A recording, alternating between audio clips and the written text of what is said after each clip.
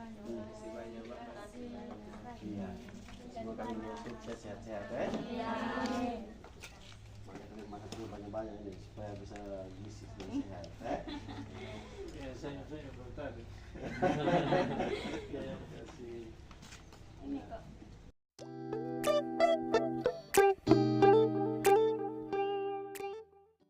Selamat sore teman-teman, jumpa lagi kita di channel Humba Daily Life. Pada kesempatan sore hari ini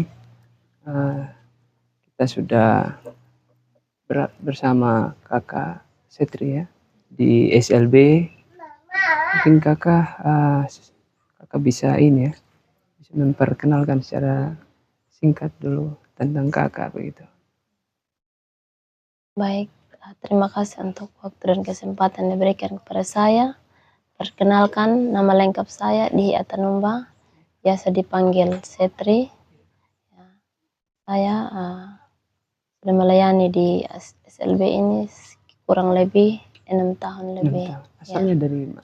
Asal saya dari Desa Mokbokul, Dusun Tanarara, Kecamatan Pandawai. Di Mokbokul kan? Ya.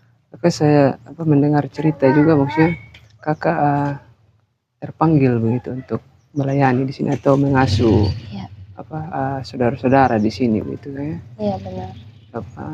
Saya pikir bukan hanya terpanggil saya, tapi kakak terpilih begitu. Iya. Untuk di sini melayani di sini. Mungkin kakak bisa menceritakan awalnya kakak, karena kita tahu bahwa SLB ini kan tempat saudara-saudara kita yang berkebutuhan khusus begitu ya. Dan di sini ya kita tahu bahwa kita harus melayani dengan sungguh gitu ya. Kalau kita ada di sini dan kita tahu juga bahwa ya kita diciptakan ya Tuhan punya rencana gitu ya dalam kehidupan kita. Mungkin kakak bisa menceritakan begitu Bu. Kakak ini ke sini melayani atau Ya, jadi awal mula saya itu bisa datang melayani anak-anak di tempat ini. Saya berasal dari keluarga yang hidupnya pas-pasan. Kami juga tidak punya apa. Sebenarnya saya mau kuliah.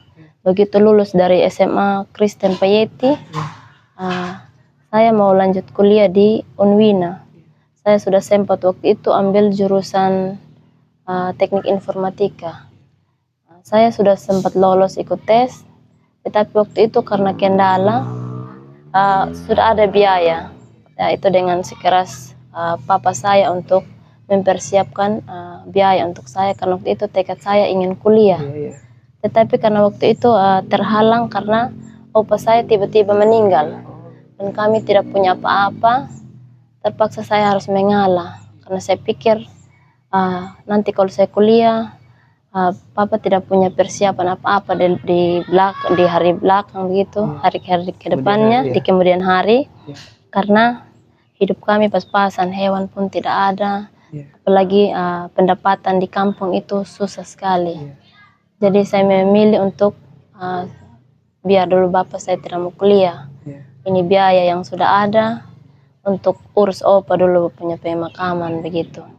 Jadi di situ saya selama 6 bulan nganggur di luar. Tiba-tiba ada salah satu yang waktu itu masih bapak Kades Insinyur Puratanya. Dia ke rumah.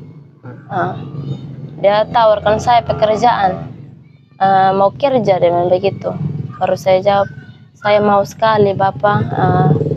Saya mau ini apa saja yang bapak mau suruh kerjakan, mau cuci WC, kamar mandi atau tukang masak, saya mau. Intinya saya bisa punya penghasilan sendiri, tidak menyusahkan papa dan mama untuk beli seperti hand body, sabun mandi buat saya, seperti begitu. Jadi waktu itu bapak tua itu langsung ajak saya untuk turun ke rumahnya. Saya kurang lebih hampir 1 bulan di Kawang, rumahnya di Kawang. Mereka juga masih ada keluarga sedikit dengan kami. Tetapi puji Tuhan, mungkin saya percaya bahwa itu adalah jalan terbaik dari Tuhan lewat bapak tua ini untuk menolong saya dan keluarga pada waktu itu. Akhirnya sekitar kurang lebih 1 bulan di sana, saya diantar sama supirnya waktu itu yang Bapak Insinyur Puratanya masih sebagai kepala dinas sosial. Supirnya waktu itu bernama Bapak Ompet, biasa saya sapa. dia antar saya ke sini. Di rumah teman pengasuh saya yang memang sudah berpengalaman selama sebagai kepala panti juga waktu itu, Ibu Nur namanya. Jadi saya ini pas dibawa ke sini dan bersama dengan Ibu Nur, saya tidak tahu ini gedung apa karena ini masih sepi. Belum tahu kalau tempatnya. Belum, saya tidak diinfokan sama sekali. Belum, ya? Saya pekerjaannya apa atau urus anak-anak seperti ini, saya tidak tahu sama sekali dan tidak dikasih tahu. Jadi pada waktu itu saya diantar ke sini, anak-anak posisi ada libur. Jadi saya bersih-bersih saja. Besoknya mereka mulai pulang satu persatu. Yang pulang pertama itu namanya Jimmy. Dia anak tunarungu bicara, dia bisu dan tidak bisa mendengar. Jadi di situ saya masih belajar karena saya juga belum tahu bagaimana cara berbahasa isyarat dengan anak-anak seperti mereka. Saya masih belajar. Pelan-pelan saya mulai bisa. Tapi ada lagi berbagai macam karakter muncul lagi, mereka pulang lagi, dan waktu itu saya mulai belajar untuk beradaptasi dengan mereka. Awal memang terasa berbeda karena saya kan belum pernah merasakan lingkungan seperti ini, apalagi tidak ada sedikit pengalaman pun untuk tahu bagaimana cara mengurus anak-anak, menghadapi anak-anak seperti mereka yang disabilitas. Tapi berjalannya waktu saya mulai paham bahwa ini adalah rencana buat saya, semacam rahasia Tuhan buat saya untuk melayani anak-anak di tempat ini begitu. Jadi karena saya juga adalah anak tunggal, selama ini doa saya ingin mempunyai saudara, tetapi tidak pernah tercapai, dan saya berpikir bahwa mungkin inilah saudara yang Tuhan kasih buat saya, tidak hanya satu tetapi lebih. Dan di situ saya memilih untuk melayani anak-anak disabilitas ini dengan ketulusan hati saya, semampunya saya, begitu.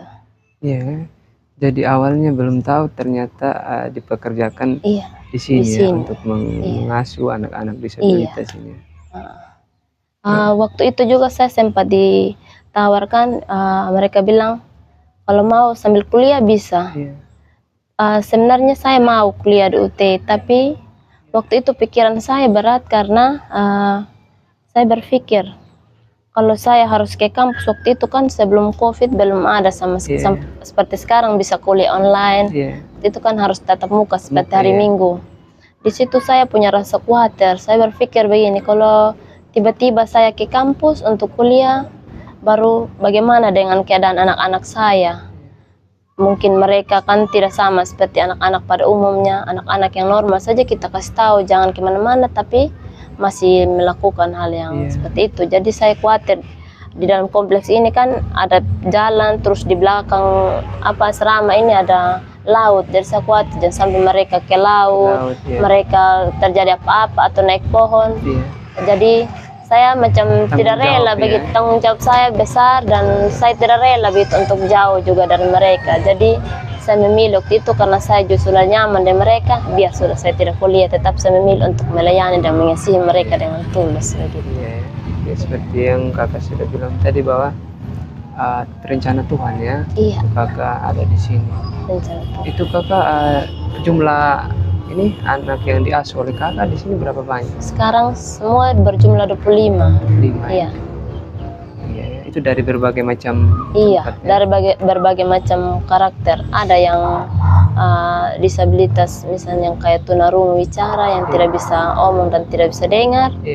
Ada yang tunagrahita, mereka terlihat normal fisiknya tetapi IQ-nya kurang, daya pahamnya kurang. Ada juga yang tunadaksa yang cacat fisik dengan apa lagi pokoknya itu. Bermacam-macam itu tadi. Macam. Tapi memang bahwa itu tadi dengan rencana Tuhan masing-masing gitu dalam hidupnya kita gitu kan. Kakak dengan ini dan kami juga bagaimana menyebarluaskan inspirasi begitu, bahwa dengan ini juga saya pikir kakak bahwa orang-orang juga nanti yang akan menonton melihat bahwa kita yang dikasih ini kelengkapan oleh Tuhan, bagaimana kita bisa berbuat lebih banyak untuk orang lain. Gitu. Ini kakak, selama kakak bekerja di sini mungkin apa yang menjadi ini tantangannya? Gitu. Tantangan terberat buat kami untuk melayani di sini, saya rasa kalau kita melayani dengan sungguh dari hati, saya rasa tantangannya tidak terlalu berat. Ada pun yang kami rasa mungkin sedikit macam dalam melayani atau mengasuh anak-anak yang disabilitas tunarungu wicara. Mereka memang agak berat, tetapi kalau kita tahu bagaimana kita cara mengasihi mereka, tahu apa yang mereka mau, pasti bisa. Bahkan mereka lebih kalau kita bilang mereka lebih pengertian daripada yang normal, mereka luar biasa. Hanya mungkin kalau mereka mau, misalnya kayak kita mau pergi belanja, terus mereka mau ikut baru kita tidak bawa, di situ mereka ini kayak kurang senang dengan kita. Dan ketika mereka mau kurang senang, kita harus tahu mengambil hati mereka begitu. Kalau selain dari itu, saya rasa tidak ada yang susah. Kalau kesan-kesannya kakak bagaimana selama ini di sini sudah 6 tahun dari? Iya, sudah 6 tahun. Saya dari awal masuk dari bulan Januari tahun 2018 di sini. Dan ya karena menikmati dan mencintai ini pekerjaan jadi senang. Iya, senang. Saya masih menikmati dan masih mau melayani di sini. Bahkan ada yang minta kalau nanti setelah mungkin keluar dari panti, kita mau panggil untuk teman kerja di kantor. Tapi saya berpikir begini, kalau selama saya masih nyaman melayani di sini, saya lebih memilih di sini daripada di kantor. Ya, karena saya sudah merasa nyaman dengan anak-anak, sampai saya juga berkeluarga di sini. Dari pertama awal saya masuk di sini dari umur 19 tahun saya melayani anak-anak. Sampai sekarang saya sudah 26 tahun. Ya. Mungkin kakak terakhir bagi yang menonton acara ini, mungkin ada pesan-pesannya kakak untuk mereka tetap semangat apa dalam untuk penonton, motivasinya kakak bagi mereka di luar sana yang saya pikir padahal mereka dari segi fisik lengkap apa begitu, tapi kadang mereka stres atau apa, padahal di tempat lain masih banyak sebenarnya yang membutuhkan. Mungkin pesan-pesan kakak untuk teman-teman. Iya, pesan-pesan yang dari saya untuk teman-teman, mari kita terus melayani. Selama kita diberikan kesempatan untuk melayani, jangan sia-siakan apa yang menjadi tanggung jawab dari Tuhan. Karena melayani itu adalah pekerjaan yang sungguh luar biasa bagi kita. Mungkin dalam melayani anak-anak disabilitas seperti ini, mungkin ada beberapa mungkin yang belum tahu, mungkin merasa mereka susah atau bagaimana. Tetapi pengalaman saya selama kurang lebih 6 tahun, mereka baik ketika kita mengasihi mereka dengan sungguh. Dan jangan kita mengharapkan imbalan. Karena kita melayani anak-anak seperti ini, jangan kita kejar dari materi. Tetapi jangan kita kejar juga dari berapa gaji yang diberikan kepada kita, nilainya berapa, tetapi melayanilah dengan tulus. Nanti Tuhan yang akan balas semua kita punya pelayanan dengan baik.